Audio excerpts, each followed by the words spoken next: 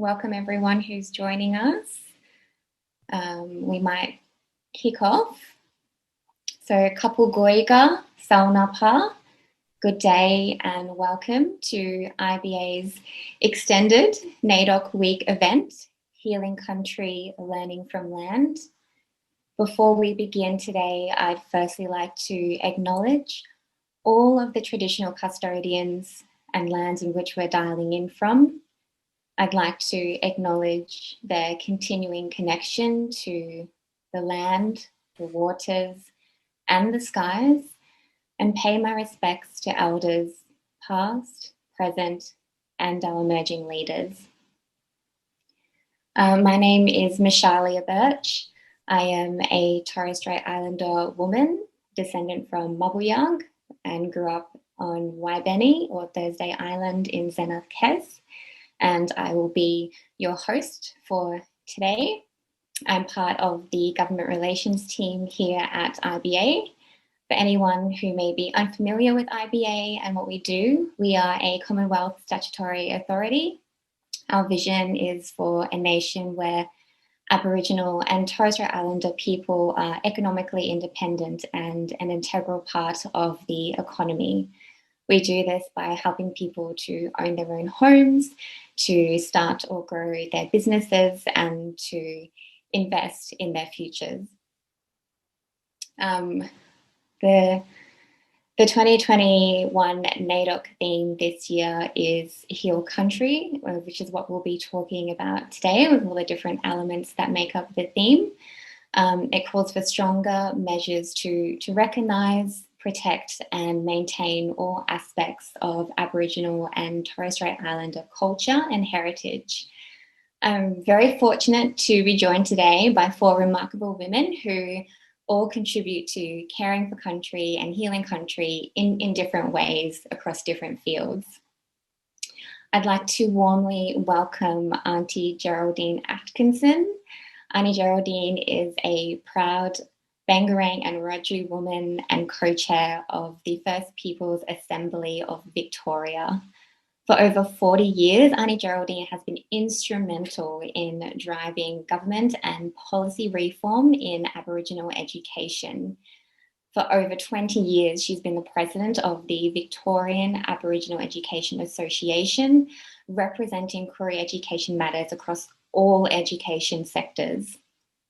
Beyond education, Auntie Geraldine has been a strong voice in areas of justice, reconciliation, and family violence, earning a number of accolades, including being inducted in the Victorian Aboriginal Honour Roll. Welcome, Auntie Geraldine. I'd also like to welcome Kerry Goldbung. Kerry is an award-winning director of Mindanga Enterprises. She is a Kokatha and Maring woman from the Far West Coast and Nullarbor Plains region and the proud knowledge holder of traditional bush medicines, recipes and remedies passed down from her late mother, who she learned the ancient art of Indigenous botanicals for health and wellness from. Along with her husband, they created Mindanga as a bespoke range of authentic skincare products designed to assist with natural health and well-being. Welcome, Kerry. I'd also like to welcome Rachel Kavanagh from Fire Sticks Alliance. Rachel is a Minyungbul Mimbini from Yugambeh Nation of Northern New South Wales and Southeast Queensland. Rachel leads community programs and stakeholder engagement for Fire Sticks Alliance. She has a passion for women's rights and First Nations issues. The love for her culture and country has grounded her in the environmental sector, specifically in caring for country roles. She is currently a member on the National Indigenous Working Group for Forest Stewardship Council, chair of the Clarence Valley Women's Refuge, and on the working group of Our Watch Australia. Welcome, Rachel. And finally, I'd like to welcome Linda Maybanks from Brunya Conservation Services. Linda is a proud Yagara woman from Ipswich who is passionate about improving social outcomes for Aboriginal and Torres Strait Islander people through reviving Yagara culture and restoring Yagara country. She's the Managing Director of Wurunya Conservation Services. She believes that people need country and culture to be well, and that current conservation efforts can benefit from traditional knowledge and having people with connection to country involved in those projects. She's also a strong believer that business ownership can enable self-determination and improve social and economic outcomes for her people. Welcome, Linda. So thank you again for all being here. It's a pleasure to have you. We might start with Kerry. So Mindanga, an ancient Indigenous experience. Can you share with us what motivated you to get into bush medicine? Yeah, thanks, Nish. Look, it's great to be here this morning and with the rest of the panel members. Incredible to hear of the stories and what the other speakers are involved in throughout Australia. Thank you very much for the acknowledgement. I'm out here home on country, which is Sojourner, West Coast region, the traditional lands of the farthest coast people of South Australia. And we've got an amalgamated group of traditional owners out here consisting of Gulgada, Mirning, Werrungu, Teddy Roberts' family, Yalata and Maralinga people from. So it is, 17 years our people have fought very strongly to get our rights recognised, our native title rights, so that members of my family can go out and continue to enjoy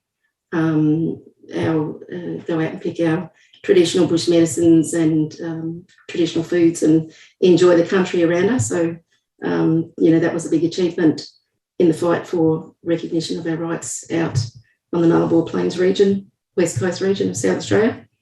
I guess for us, Mindanga started with a conversation with my mum, who basically, was practiced a lot of making a lot of bush medicines and traditional medicines and using those medicines and sharing her knowledge with various people right across Australia. And her intention basically was to offer a sense of healing and wellness to people who sought her out to use her products. So it was at a point in time in my life when I'd just come out of hospital. I had a back operation, and a couple of months before that, I had gone through this process where I couldn't remember much because, a lot of chronic pain and being associated with the back condition. My husband and I, we tried to source out products that were on the mainstream shelf, and we couldn't find anything that was commercially available to help with the chronic pain and reduce the chronic pain. So after a suite of painkillers and finally ending up in having a back operation, I said to my mum, can we experiment with your recipes, because we want to be able to see how far we can go with looking for something that will help people to reach a place of wellness, and as a result, or as opposed to being ill, based on my experience. So a lot of conversation, as you can expect. She wasn't going to give over information very easy. And in the end, she just basically said, with her blessing, the most important thing that I want you to do is to make sure that you protect the knowledge of the old people. Whatever you do, that is number one priority. So after that, we started to experiment and come up with our own recipes, and shared that with a lot of family and friends across Australia. And people were saying, hey, this stuff really works, so why don't you start looking at selling it? And that certainly wasn't a principle of ours, to be able to use our traditional knowledge to commercialise it. It was basically to support people to reach a sense of wellness. So as our business model kind of developed, we were constantly challenged around the commitment that we made to our mum about protecting the knowledge and the wisdom of the old people, and to not give it away, because we found that in the initial stages of developing our business, we had interested parties come to say, would you be able to do an exclusive supply arrangement, sign off on that commercial agreement? We want your traditional knowledge. We want to know about the plant properties, etc. And we just pushed back and said, absolutely no. This doesn't belong to us. This belongs to, this has been handed down in our family. This has been handed down in our community. It belongs to a whole range of people, and we're not entering into any kind of agreements that will allow us to put that knowledge at risk. So as our business evolved, Michael and I, we started to ask ourselves the question, okay, if that's become a founding principle of our business model, again, we need to start thinking about, well, what will culture look like in 50 years' time for our grandchildren and possibly great-grandchildren when we're not around a place? And what kind of legacy are we going to leave them? So if we can use these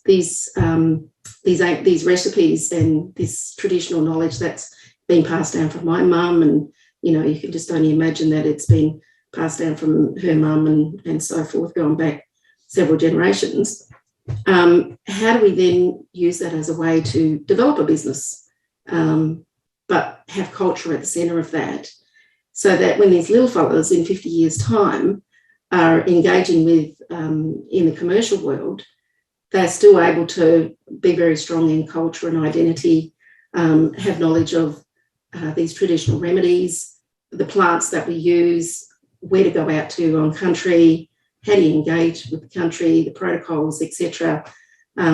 So, we started to wrap around a bit more of a sophisticated model of engagement with our children and grandchildren to make sure that they then were able to experience what particularly myself and my husband experienced as we were growing up. I remember as a young child with my mum, we were always going out for walks in the bush, and she was just a walking encyclopedia. And she would say, this plant here is for that, or if you get that plant and you treat it like this, this is what you can do with it, or that one there you can eat, that one there you can't, etc., etc. So she just had an incredible wealth of knowledge. So we're trying to package that up in the best way we can without compromising our integrity and our cultural responsibility in that as we take a product to market. Yeah, thank you so much for sharing. So important to respect the wishes of Eora people and to make sure that bush medicine is there and can continue into the future for future generations. You kind of touched on it when you spoke before, but in terms of commercializing the bush medicine without compromising the ethical use of that traditional plant knowledge, how do you go about that in your business?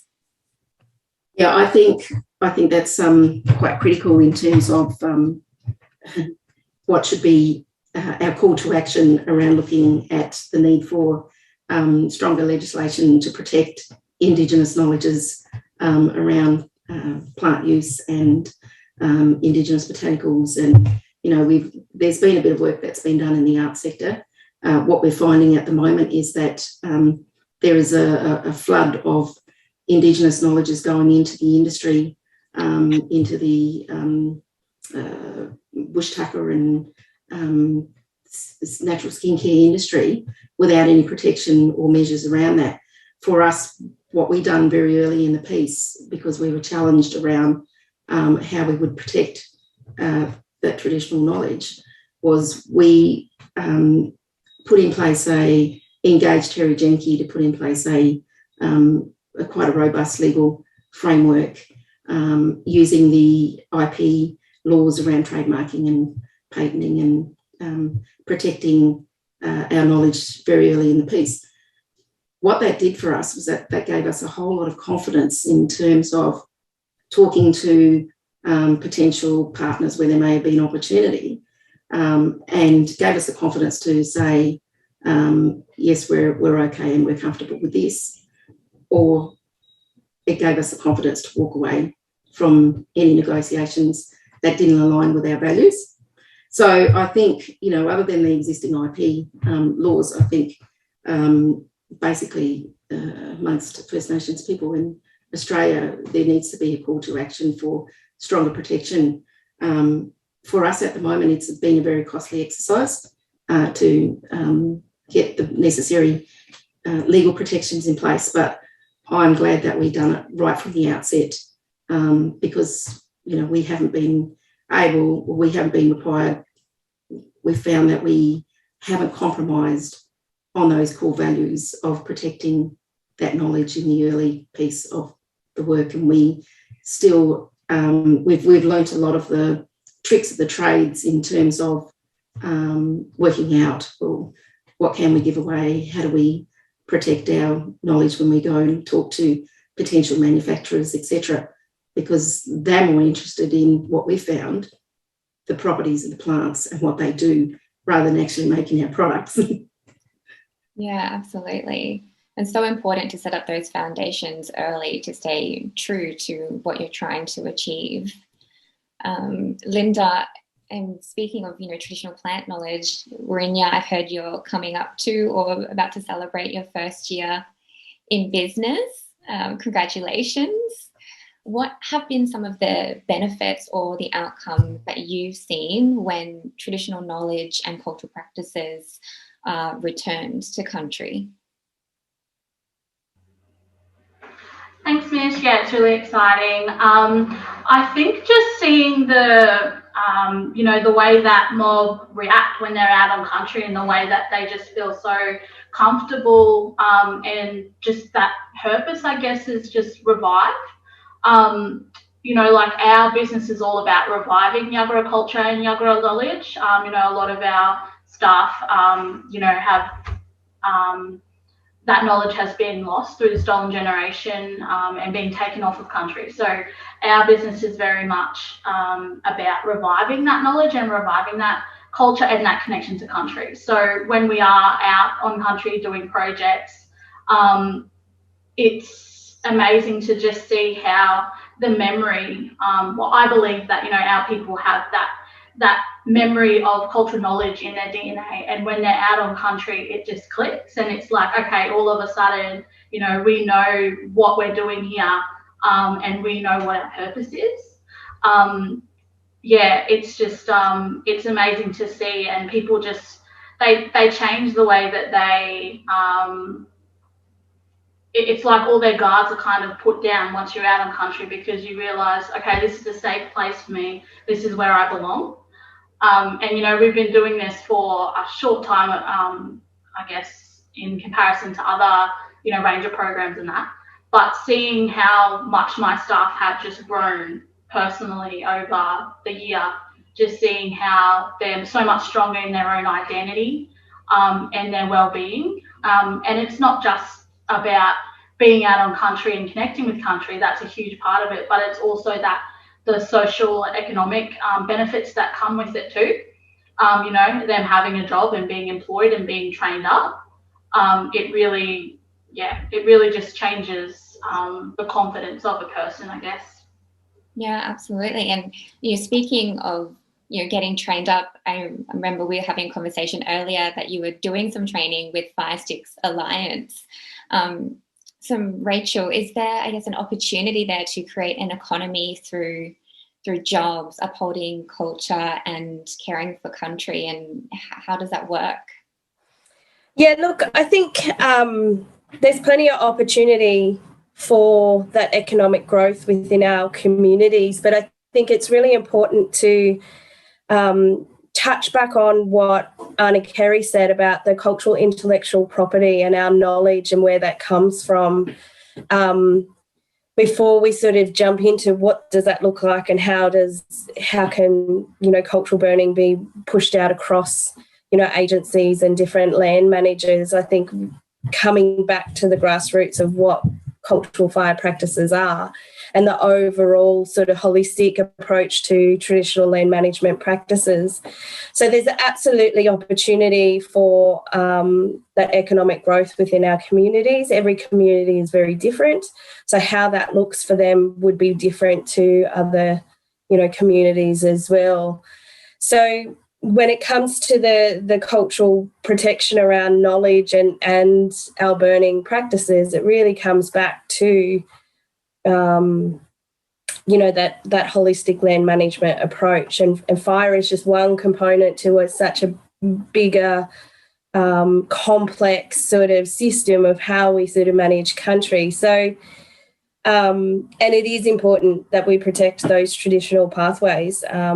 We do see a lot of, and particularly at the moment after the 2019-2020 bushfires, cultural burning has now become, like everybody needs it and everybody wants to do it and everyone wants to push it out. But where's the ground truthing to make sure that it's actually delivered properly by traditional owners, specific to the communities that those cultural burning practices are being delivered as well. So there is a lot around that cultural intellectual property, but then there's also a lot around how we then support and build capacity amongst communities so they can lead in their own traditional land management.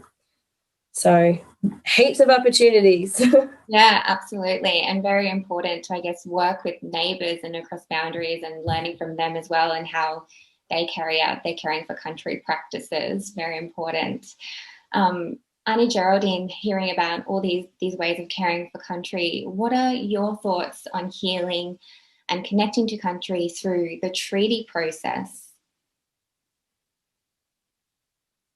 Oh, Annie Geraldine, we can't hear you. I think you're on mute. I think that it's really important about caring for country and healing country, and it's been really interesting to listen to these three wonderful, marvellous women talk about what they've been involved in that process. I think that with treaty, what we want to do is ensure that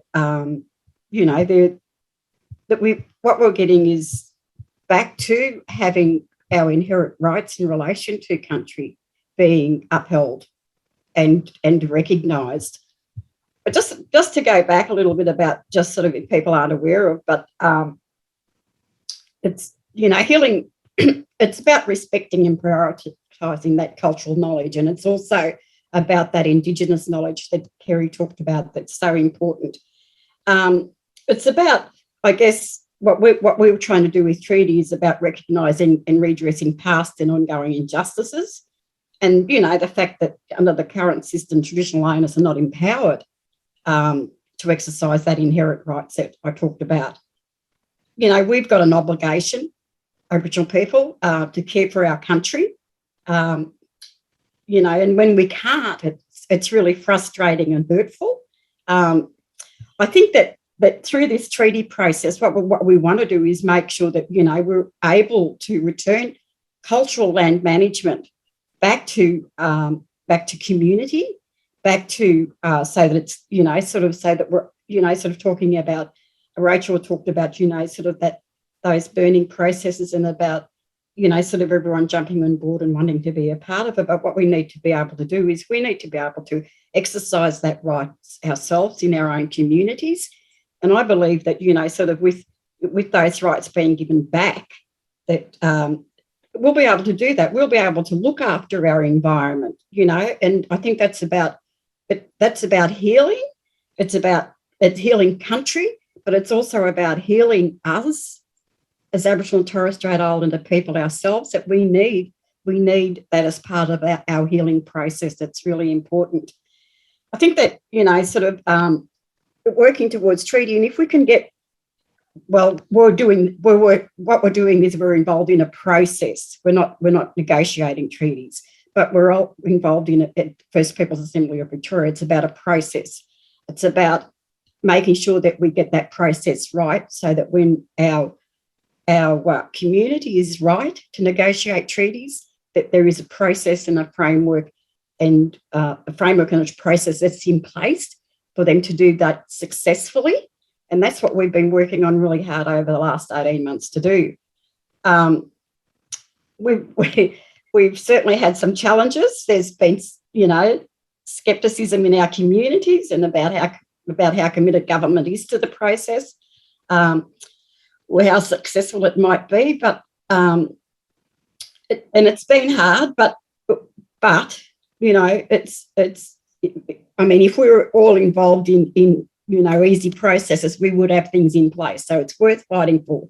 It's worth working really hard to achieve, and we have to make sure that we bring our community along with us.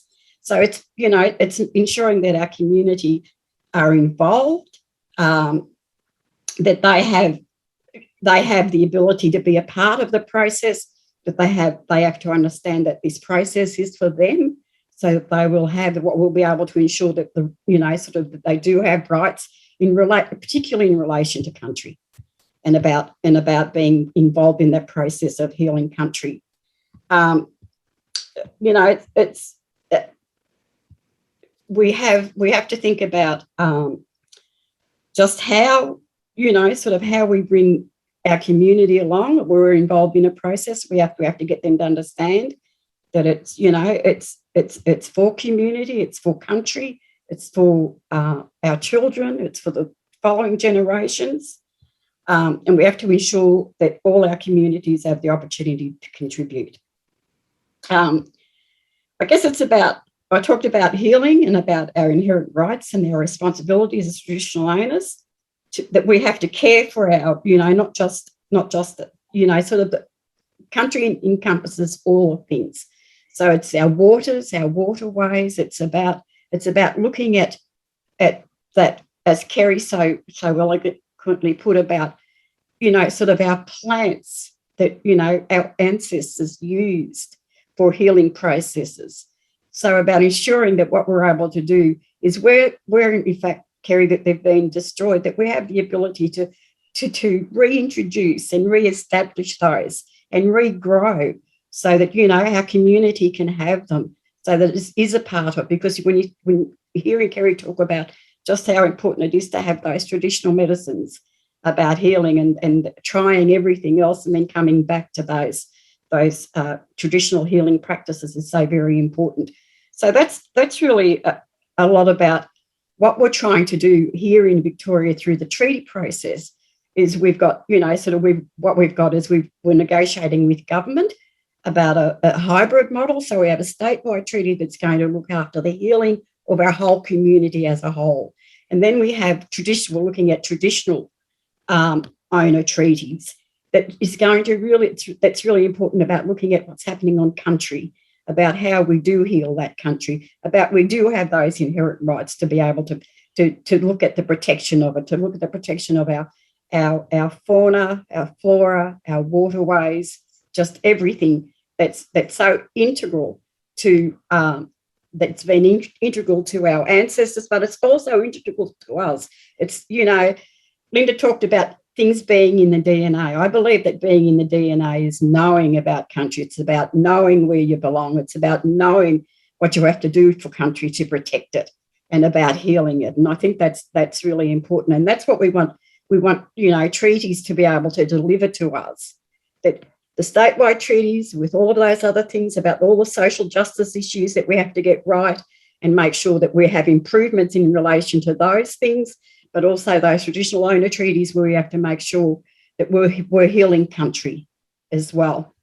Yeah, thank you so much for sharing so many important points there. It's really about, I guess, empowering First Nations people to be the decision makers for our own futures. You talked there about, there was some challenges that you encountered throughout the treaty process so far. Have there been any key learnings that's been taken out of the process for, I guess, other states and territories or nations who are trying to get to a treaty or treaties?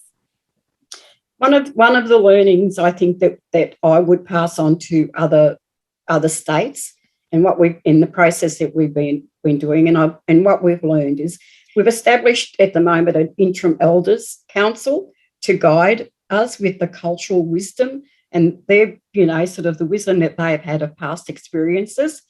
So it's about listening. It's about really listening to our elders in relation to what we're doing.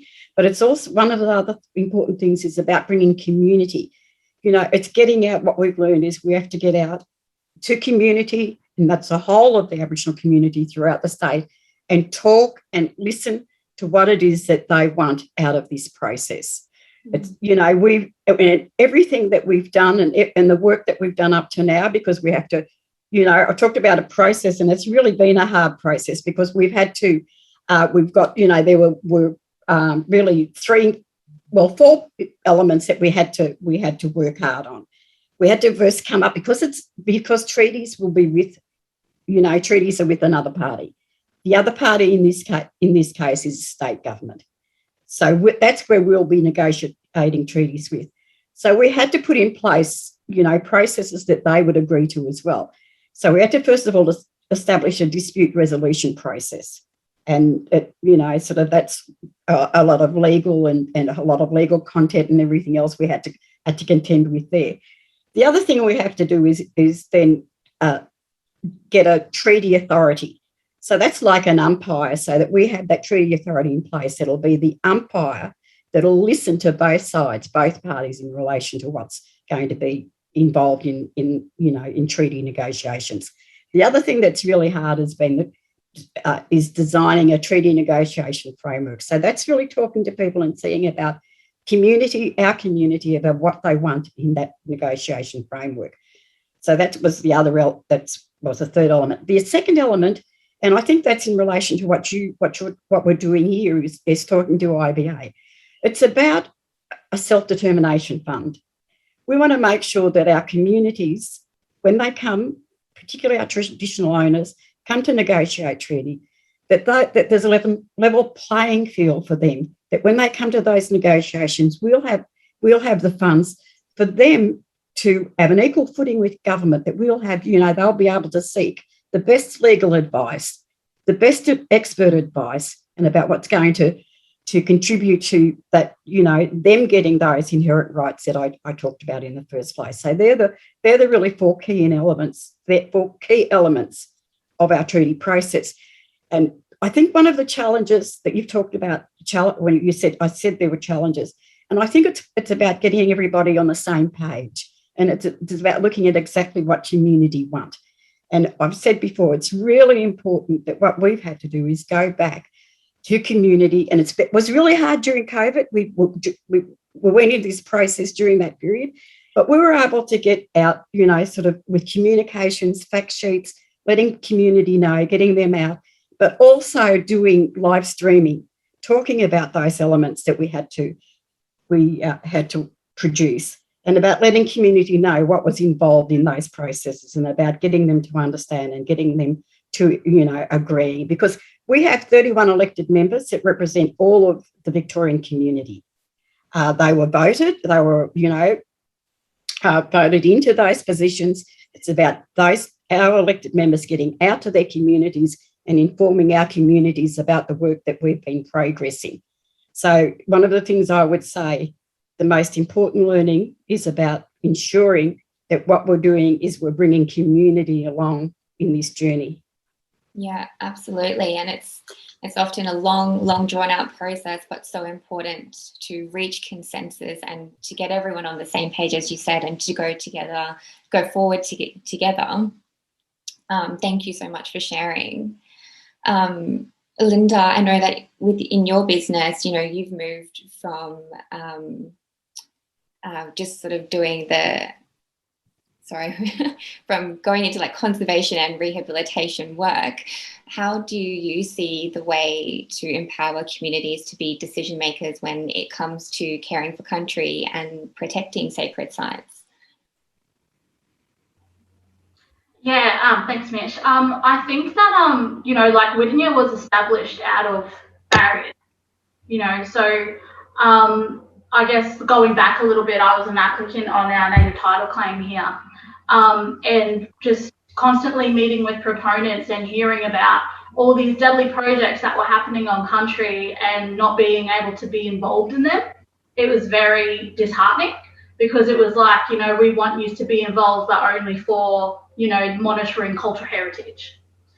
And, in a place where, like here in Southeast Queensland, we have so much development happening on country, we don't have a lot of natural areas left to actually, do conservation and land management on. So it's so important for us to be involved in those types of projects. And I guess for me, that was when the penny dropped, and it was like, okay, well, you only want us to be involved in cultural heritage because that's legislated, and that's what you're legislated to have us involved in. And then that was when I was like, okay, well, I'm going to go away and I'm going to establish a conservation land management business so that we can be involved in the rest of these projects, because it seemed like the structures just wasn't in place for us to be able to care for country beyond that cultural heritage management. And it's almost like we had to go back and create that structure for ourselves. And that's pretty much how Wynyard was established. And I think also where everything changed for me was going into other people's countries and seeing what they were doing. So a couple of years ago, IBA held the Futures Forum down on Worimi country in Newcastle. And it was just amazing going there and seeing what the Worimi people had. Like they had this cultural centre where they had this massive nursery, they had a green team, which, they go out and they do revegetation and weed treatment and everything. And I was just sitting there dumbfounded, and I was like, I couldn't believe that, mobs were doing this and we weren't doing it. So I was like, okay, well, I want to make sure that, my future generations and our generation of today are able to actually do that too. But we just didn't have the structures in place to do it. So the only way that we could do it, where we don't have native title and, we don't have ranger programs and that, the only way that I could see it working was through business ownership. And, Arnie Geraldine's talking about treaty and creating those processes. That's what we need, because here in Queensland, if you don't have native title, you don't have ranger programs and that, then there's no other way for you to be able to get out on country and actually do this and have self-determination without owning a business. And that's been my experience so far, especially here in Southeast Queensland. That's how we've been able to do it. Yeah, absolutely. And so fantastic that you've been able to achieve that and do the work that you do in such a short amount of time as well. Rachel, Linda just talked about, not having much country left to actually care for. And with the cultural burning practices, how do we get those practices to be embraced nationwide by contemporary land managers in terms of farmers and environmental departments? And I guess, are there any roadblocks that you're finding there? Look, there's several roadblocks that we come up against when it comes to looking at cross tenure, land tenure. And it comes into play with everything that Auntie Kerry and Auntie Geraldine and even Linda was talking about. It's really about access to land and access to your country, and to be able to practice your traditional practices within that space without being governed by government agencies and their due diligence tick the box. And, she's right when it comes to when it's about mobbing out on country, it has to fit into that environmental box or that cultural heritage or cultural value sort of survey work. They're not looking at anything holistically. And, we've all spoken about it today about, we're a part of country and we're a part of the environment, but that takes in absolutely everything that we do. So that's the social and the spiritual and the environmental and the, everything that you want to look at. We are a part of that, and it is our cultural obligation to practice what we need to care for country. When it comes to trying to encourage, cultural burning practices, with contemporary land managers as government or private property owners or, whoever that may be, every community, every local government area or every state is very different. And it really comes down to what sort of personal relationships those communities actually have with other agencies. We still come up against the same barriers, though. It doesn't matter where you are, and that's, you know, when you look at cultural fire practices, we can go out there with no shoes on and, you know, really comfortable, and, you know, the fire is quiet and we walk with it and we move with it. As soon as you're on a national parks estate or you're on somebody else, you know, a different land tenure, you got to wear the boots and the jackets and the bags and the helmets, and it really takes that cultural and that spiritual connection out of that place. And it's also a way that people view fire. Like, mobs and Aboriginal people view fire as a relationship. We have a good relationship with fire, and how we use fire is used in so many different ways.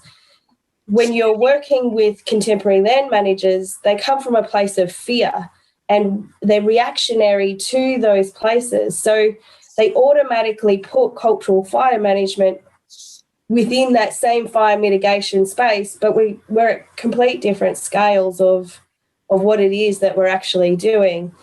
So there's definitely work around that, and it really comes down to the local level and working with local communities from that local level and building up those partnerships and relationships locally, and then growing that.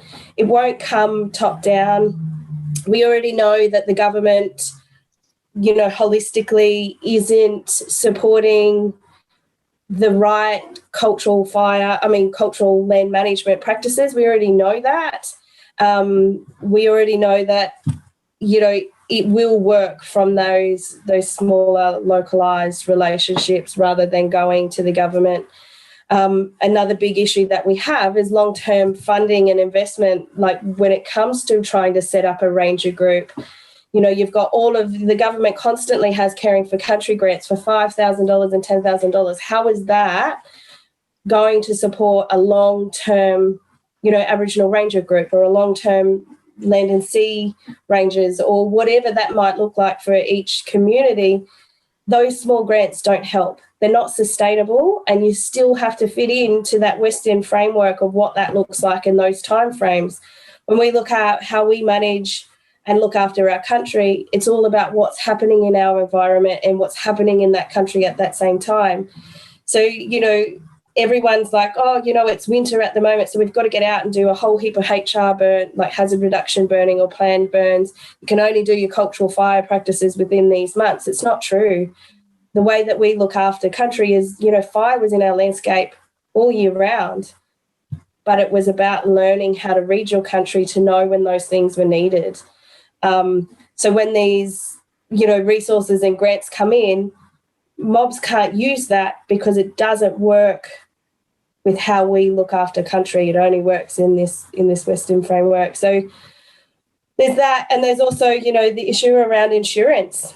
Trying to insure a cultural fire team or a, you know, traditional land management team or whatever that who want to practice fire, you know, cultural fire methodology in their communities, once again, they're put into that bracket of fire mitigation. So, you know, some communities are paying $14,000 a year to implement cultural fire practices when the risk is much lower than RFS, than any other fire mitigation service. The way that we put our fire in is so different, but we're still classified as fire mitigation because they're not seeing it as a relational, low impact, you know, traditional practice. It's still, you know, so yeah, there's some big barriers, but it does come back to collaborating and localised partnerships, and I think that's how we move. It's how we sort of get out there. Yeah, absolutely. Some big challenges in that space. It sounds like there's a need to, I guess, set up things that are specifically related to cultural burning and the way that things were done traditionally and not the way that they're done now.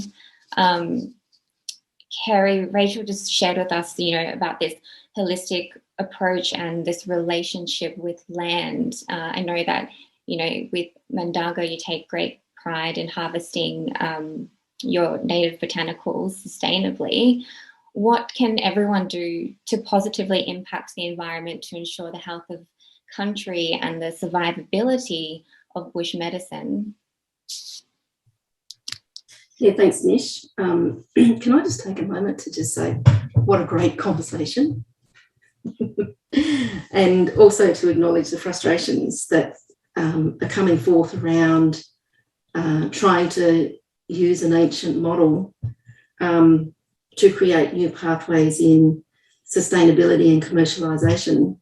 It's, each and every one of us is challenged by that. And in terms of trying to deal with those issues of sustainability and looking after country with what we do, we've come to a place in terms of saying that we actually have got to become the growers and farmers of our native plants that we use. If we wanted to be able to commercialise our products, then that's a given. But that has to be done in a respectful process of looking at the strategic buyback of land and looking at those regenerative practices as well, because what's so important to us is that we don't exploit our plants that we use. Our plants have a particular purpose. They connect to storylines, they connect to possibly song lines, they connect to use in ceremony. So we've got to take that into consideration in terms of how we think about the future use and access of these plants that we use to be able to commercialise our products. I think in that context as well, that will give us a lot more ability to be able to negotiate with potential opportunities as well, commercial opportunities, because then we can determine the value of not only the plant properties but the traditional knowledge that comes with us, and that then becomes a game changer in our business and how we negotiate the value of culture, and not just here's a product. Because I think the thing for us at Mindanga, and again going back to the conversation that I had with my mum, Mindanga is the Gulgula Western Desert word for coming from the land. So culture is connected right through everything that we do, from its name, the way we market it, how we connect our customers to this experience, this ancient Indigenous experience. It runs, there's a continuum of how culture runs right through our whole business model. But what's important for us is that what we do is not just about the products. It's about bringing a better understanding of what Indigenous wellness and beauty looks like to the marketplace. So it goes beyond the notion of just appearances and aesthetics, as we know for us, and it's what the other speakers have talked about. When we're out on country, engaging with the plants that we use and the story, etc., we get greater clarity in terms of our spiritual understanding of that place, and also our own place in the world, and our connection to country and community and culture. And that whole process leaves us feeling empowered, healthy and well, and connected. So for us, it's a gift of protecting knowledge again and maintaining knowledge beyond the mundane, beyond into the next 50 years and beyond, because we haven't, like it's been said through the other speakers, we have a responsibility to make sure that as custodians of this, it's going to be around for the next generations to come, to manage it and to learn from it. But for us, it has to become a lifestyle, a way of life. It's our identity, it's our survival. So it's everything that everybody's been saying. And, I think that the NAIDOC theme, this being a NAIDOC theme, it's just a given that for us as First Nations people, it's an everyday thing. So, we talk about our connection to the land, our relationship to Mother Earth, and our responsibility. I think this has been an incredibly moving theme for a lot of people, both Aboriginal and non-Aboriginal, in terms of what does it mean for us to heal country.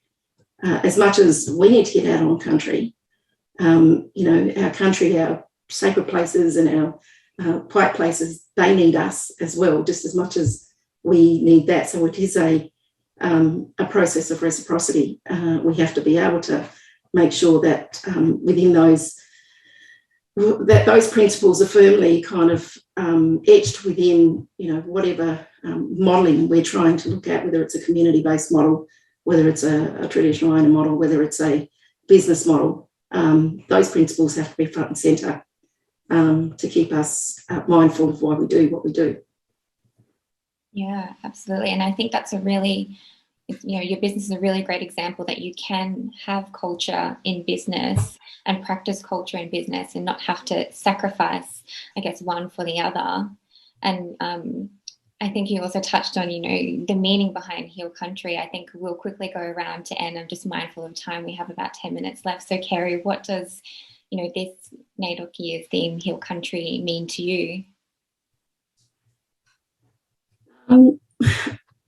I think it's just about, it means a number of things, but I think more importantly, it's about being able to get out on country without any restrictions, any Western restrictions, I should say. We understand, we respect, we know our cultural restrictions, our cultural protocols, but it's about getting out there and engaging in a very sacred place with the land. Yeah, thank you. Annie Geraldine, can you share with us what this year's theme, Heal Country, means to you? Oh, wait, I think you're on mute again. I always do that. Sorry, but it is about to me this theme about healing country. I think it is really important. I mean, sort of what country means to us. We talked about earlier about how important it is. How sort of within for our spiritual as well as our health, that having healing country is so very important. And I think that it's about healing. When I look at it and I see it and looking at that theme about healing country and about healing, it's about healing Australia. It's about healing Aboriginal and Torres Strait Islander land. It's about doing it within our perspectives. It's about making sure that what we do is in these journeys that we're taking, all of us, and what we speak about, what we want. It's about making sure that we heal people. That's one of my really, really big things is about, I've seen what culture, when you talk about culture being a part of, culture is the very essence of who we are. That's our culture is. And it's very important that what we do is we have the opportunity to heal that culture, that spirituality, and that improves our health. And I think that's really important. I think that what we need to do, and we talked about what we have to do for, sort of for future generations. I think that, we have a really important part to play in ensuring that they have that connection to their culture, that they have connection to their country, so that it has to be healed. Our country has to be healed so that we can ensure that they do have that connection. And you just see so much what it does to young people when they learn, sort of about their culture, about being out on country is just so very important to them. I've seen the healing processes that take place. So they're the sorts of things that we have to ensure that we protect, that we have, sort of the protection of being entitled to heal our country. We haven't. I've heard both Kerry and the others talk about, sort of there have been so many restrictions, that have been put on us in relation to what we can do and what we can't do in our own country. And they shouldn't be there, particularly when we go home to country that belong to, you know, sort of that our ancestors have passed on through our elders to us about exactly what country means. It's about healing. It's about healing all of those processes.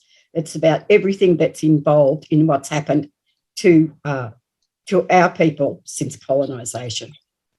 Yeah, and like Kerry said before, acknowledging all those frustrations and those barriers there, but absolutely agree with you about its healing.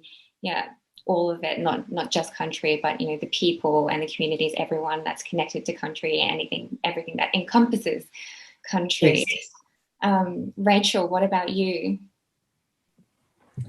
Yeah, I think Heal Country was a really important theme that came out, particularly after the horrific bushfires that we had, but also the floods that came after that for New South Wales and beyond. So I think Heal Country is everything that all of us are already doing and that we do every day in our life, and it is absolutely, Heal Country is about healing our people.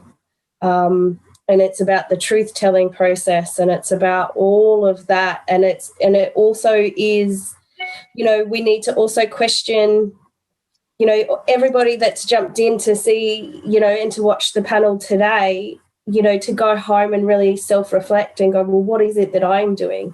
What is it that how can I support and what can I do? Because we're all part of that bigger picture on how to heal country. So, yeah, in a nutshell, that's absolutely. I love that. I love that call to action. What can we all do as individuals to contribute to healing to country together? I really love that. Thank you. And Linda, for you, what does heal country mean? Yeah, just like all of the other ladies have said, is it encompasses everything that has to do with country, which includes our people and our communities. A lot of our communities still need a lot of healing as well. And like Rachel was saying, it starts at the local level. You know, here in the Lockyer Valley and in the Ipswich area, one of the only ways that we're able to get out on country is through our relationship with private landholders. And it's those types of relationships with non-Indigenous people as well, for them to understand what connection to country and what heal country means for us, and bringing them along on the journey that enables us to even do what we do. And that just goes back to saying that the structures are not in place for us to heal country. You know, like this is the theme, but we still have so many barriers in place.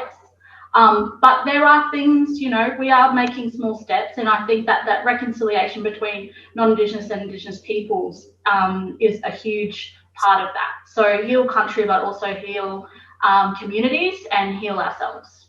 Yeah, absolutely. And what you touched on there is it's really important to acknowledge that this is not just a theme that we have for a week, but it's, you know, something we live and breathe. And the topic of healing country and everything that it embodies is a conversation that we need to carry on beyond just NAIDOC week. That's unfortunately all the time that we have today. I think we could sit here and talk about this for a very, very long time. I think there's going to be a lot of conversations, follow-up conversations that come out of this yarn today.